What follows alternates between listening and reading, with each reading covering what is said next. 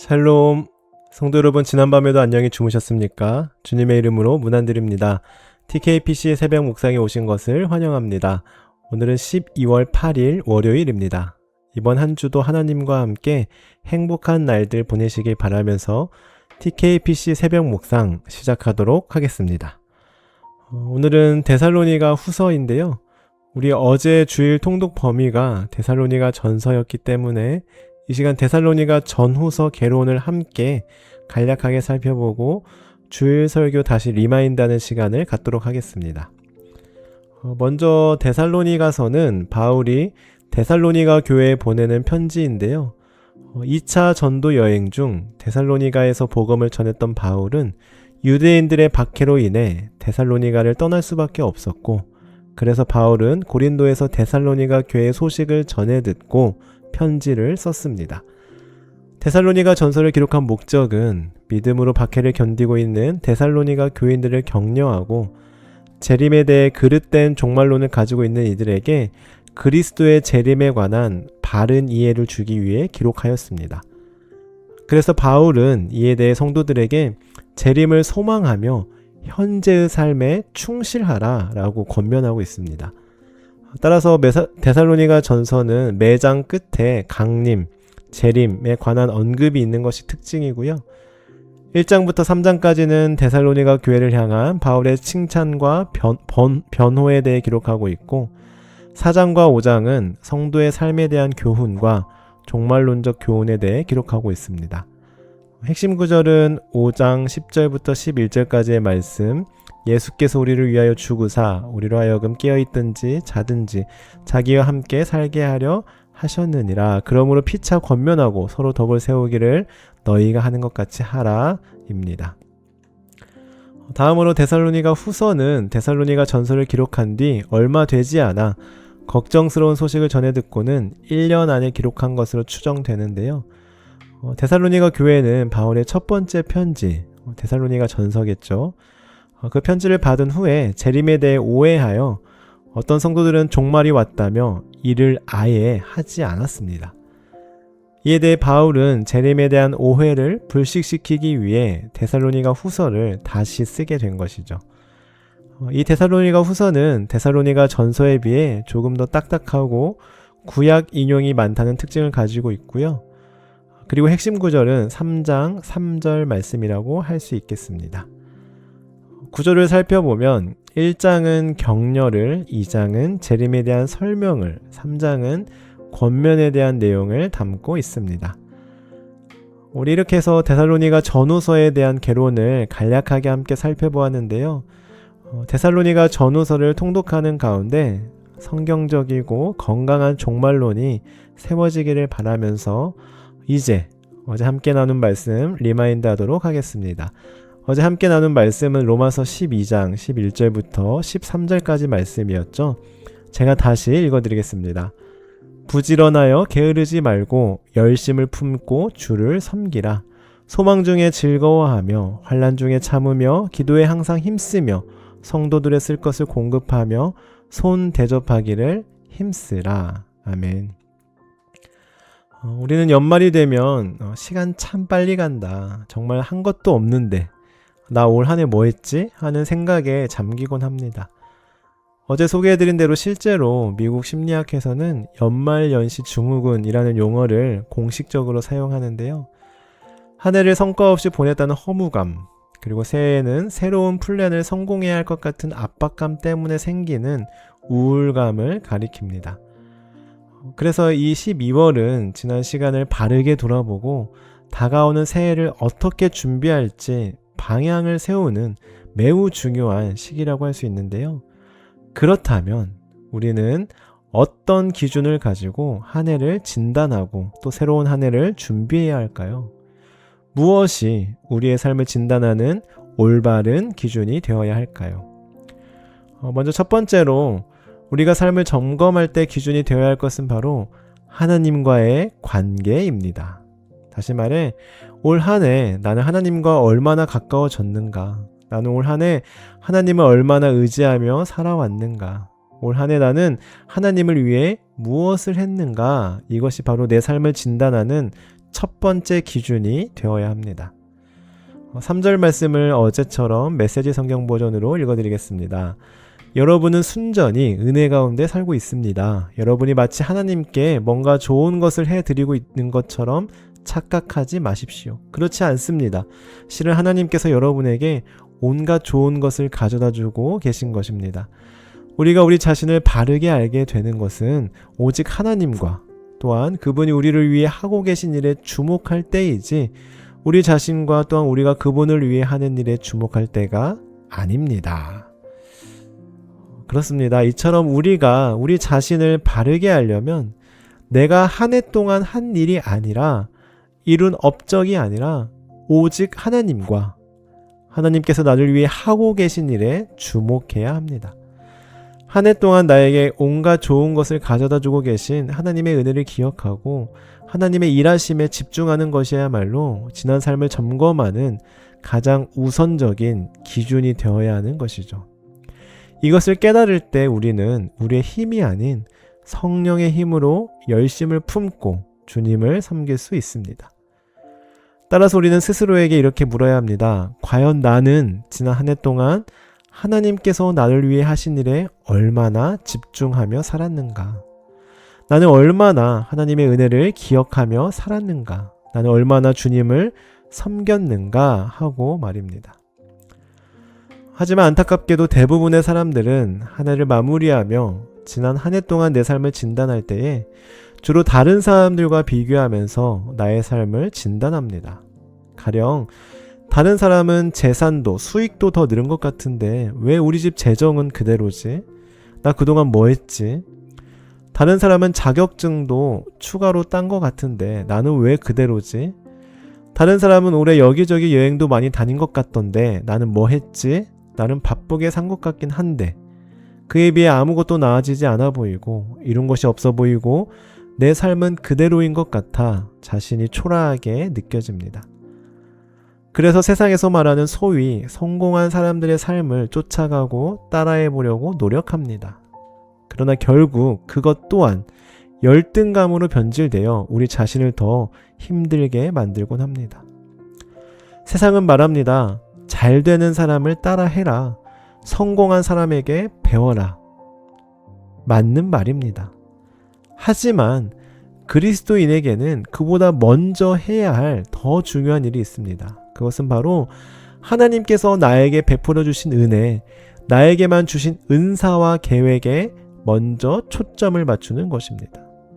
앞서 메시지 성경 버전으로 읽어드린 3절의 말씀처럼 우리가 나 자신을 바르게 알게 되는 것은 오직 하나님과 또한 그분이 나를 위해 하고 계신 일에 주목하는 것입니다.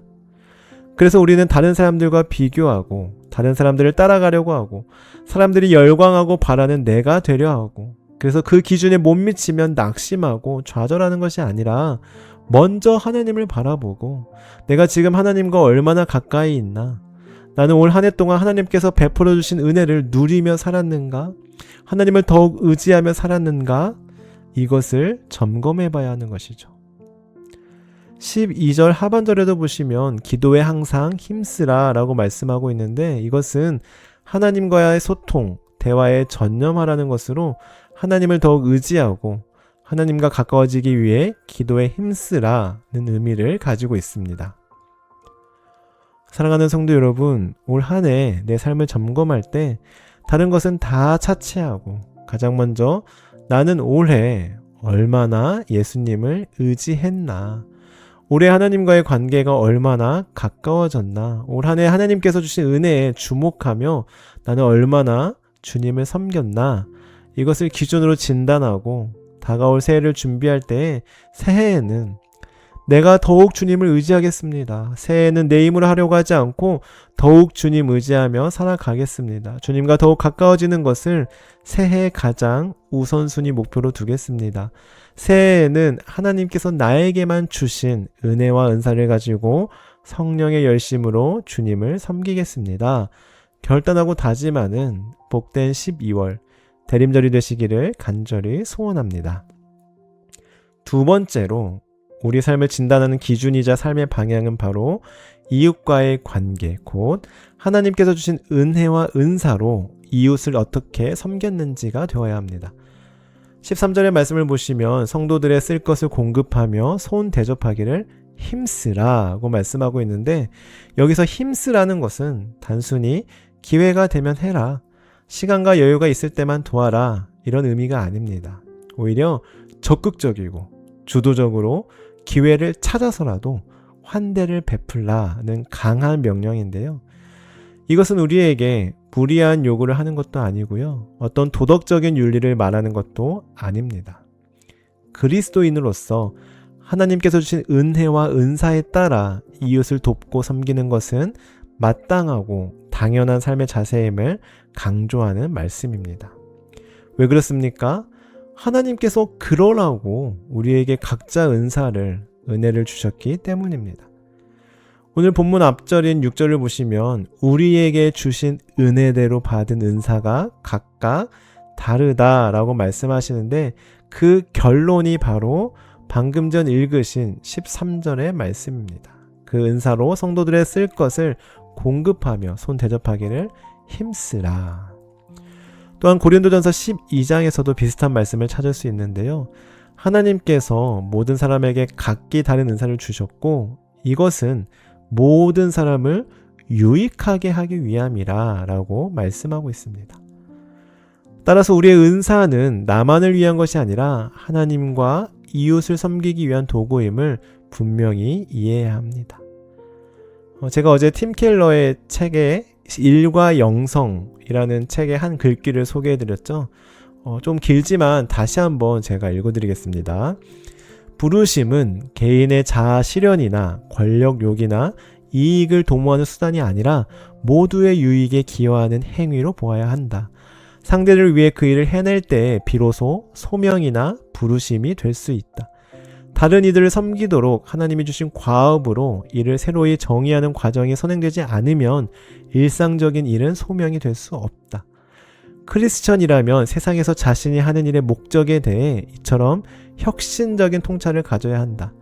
하나님이 불러서 과업을 맡기셨다는 사실 자체가 힘을 주므로 자아를 실현하고 권력을 얻을 속셈으로 직업을 선택하거나 일을 대해서는 안 된다. 도리어 이를 하나님과 이웃을 섬기는 도구로 보아야 하며 그 목적에 따라 직장을 선택하고 업무에 임할 필요가 있다. 따라서 직업을 선택하기에 앞서 던져야 할 질문은 무엇을 해야 돈을 많이 벌고 출세할 수 있을까가 아니라 지금 가진 능력과 기회를 가지고 어떻게 하면 하나님의 뜻과 이웃의 요구를 늘 의식하면서 최대한 다른 이들을 섬길 수 있을까이어야 한다. 그렇습니다. 이것이 바로 그리스도인의 직업 윤리, 소명이라고 할 수 있습니다. 세상은 말합니다. 네가 잘할 수 있는 걸 해. 네가 즐기면서 행복하게 할 수 있는 걸 해. 네, 맞는 말입니다. 그러나 그리스도인은 그 전에 그보다 더 먼저 내가 어떻게 하면, 무엇을 하면 하나님의 뜻과 이웃을 섬길 수 있을까? 이것이 바로 우리의 직업 소명이 되어야 하는 것입니다. 한마디로 어떻게 하면 돈을 많이 벌 수 있을까가 아니라 지금 가진 능력으로, 하나님께서 나에게 주신 능력으로 어떻게 하나님과 이웃을 섬길 수 있을까? 이것이 바로 우리의 직업 윤리, 소명의 기준, 즉 삶의 기준과 방향이 되어야 하는 것입니다. 사랑하는 성도 여러분, 여러분은 지금 어떤 삶의 기준과 방향을 가지고 살아가고 있습니까? 올 한 해 여러분을 통해, 여러분으로 인해 몇 명의 영혼이 세워졌습니까? 몇 명의 영혼이 여러분으로 인해 위로를 받고 격려를 받으며 주님께 돌아왔습니까? 여러분으로 인해 몇 명의 믿음이 더 성장했습니까? 이 연말 이러한 고민 없이 혹시 나에게만 초점을 맞추고 있진 않습니까? 하나님께서 이웃을 섬기라고 주신 사명을, 은사를, 은혜를 주신 목적답게 사용하지 않고, 아니 그 주신 목적 자체도 완전히 잊어버린 채 오직 나 자신에게만 몰두하며 어떻게 하면 내가 돈을 더 많이 벌고 출세할 수 있을까? 어떻게 하면 내가 좀 더 성장하고 발전할 수 있을까? 어떻게 하면 우리 가족이 좀 더 편안하게 살 수 있을까에만 집중하고 있지는 않은지요. 지금 이 시기에 우리는 지난 11개월 동안 열심히 앞만 보고 달려온 발걸음을 잠시 멈추고 지나온 삶을 오늘 하나님의 말씀을 기준으로 삼아 올바르게 돌아보고 진단하여 조정해야 할 때가 아닐까요? 올 한 해의 끝자락에서 새로운 한 해를 준비하며 나아갈 때 세상이 말하는 연말연시 증후군에 시달리는 12월이 아니라 주님의 오심을 준비하며 삶의 기준을 새롭게 하는 복된 되림절 되시기를 주님의 이름으로 간절히 축원합니다. 그럴 때 우리의 삶은 하나님 안에서 더욱 풍성하고 의미 있는 결실을 맺게 될 것이며 새롭게 부어주시는 하나님의 은혜가 가득한 새해를 맞이하게 될 것입니다. 기도하시겠습니다. 하나님 아버지, 2025년 새해를 시작한 지가 엊그제 같은데 벌써 12월 한 해의 마지막 장을 넘기며 우리의 삶을 하나님의 말씀을 기준으로 돌아볼 수 있는 은혜를 주심에 감사드립니다. 주님, 저희들 때로는 올 한 해 별다른 열매가 없었다는 허무감과 새해에는 꼭 무엇인가를 이루어야 한다는 세상의 압박 속에서 마음이 무거울 때가 있습니다. 그러나 이 연말이 그런 부담의 시간이 아니라 하나님께서 올 한 해 우리에게 주신 은혜와 은사를 돌아보며 내가 얼마나 하나님을 사랑했고 얼마나 이웃을 섬겼는지를 성령 안에서 진실하게 점검하는 시간 되게 하옵소서. 그리하여 더욱 주님을 의지하고 더욱 하나님을 사랑하며 우리의 삶의 자리에서 만나게 되는 이웃과 영혼들을 세우고 섬기는 일을 가장 우선의 목표로 삼는 지혜로운 대림절의 시간이 되게 하옵소서. 감사드리며 예수님의 이름으로 기도드립니다. 아멘. 계속해서 개인적인 기도 제목을 놓고 기도하도록 하겠습니다.